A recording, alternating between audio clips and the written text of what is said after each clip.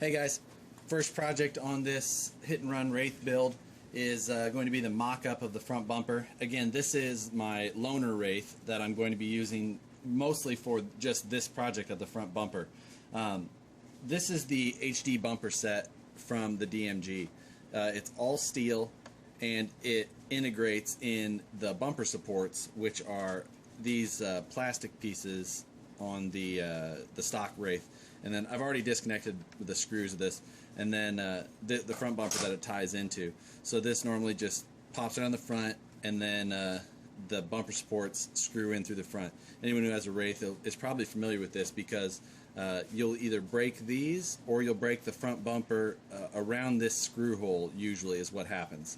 So this bumper is going to replace all of that and give me a much stronger front end. Okay, so I installed the HD bumper. It goes back in with the 4 bolts, 2 on each side down below the shock towers, and then 2 long bolts through the front. This front section here is extended a little bit compared to the stock Wraith bumper. This thickness here, this one is probably at least a 1/4 inch longer than that. So it gives you a little bit more room for clearance in front of your servo between that front bumper and that servo. It doesn't really affect your approach angle too much because it's still behind the front of the tires. So that's just a little bit of a difference between this, and that was done specifically for clearance of those servos and things like that.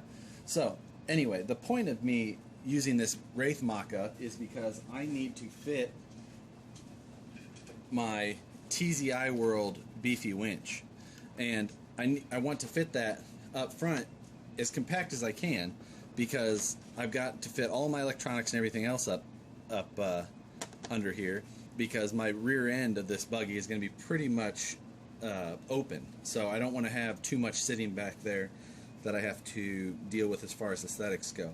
And it's a winch, so it needs to be up front where it's accessible.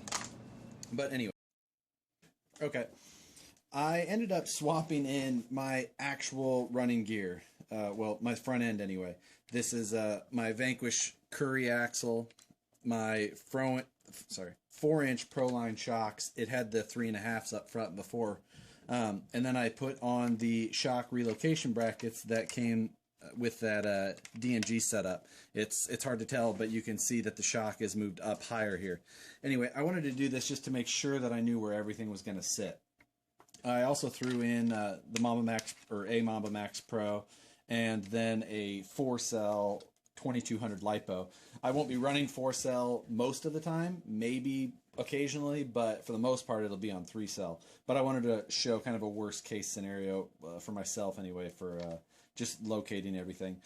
Anyway, with this, I've kind of decided that I'm going to end up putting the winch in this location. It's vertical, and it'll get the weight as low as I can get it, but it gives me enough room still for the ESC back there, and then I'll be able to locate the rest of the stuff, receiver and all that kind of stuff, in whatever location needs to be. You know, there's room up in the back and things like that. So that's what I'm going to go with for now. Okay, back to the bumper here. You can see I've got some of the paint sanded off these supports here. I've got a piece of 14 gauge steel cut out. This will be what holds the winch. It will sit in there like that. I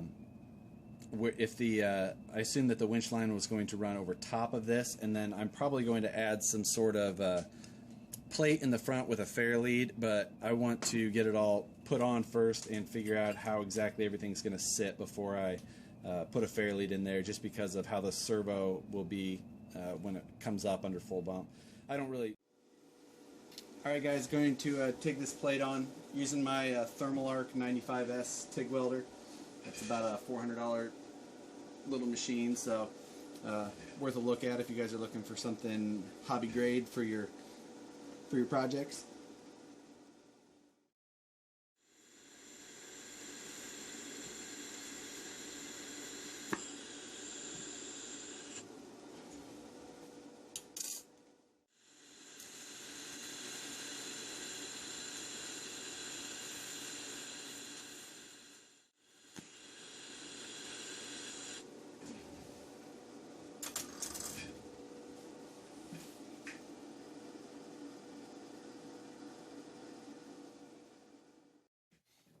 All right, bumpers installed back in the truck, and after checking some clearances, it looks like I'm going to be able to mount the winch underneath of this plate.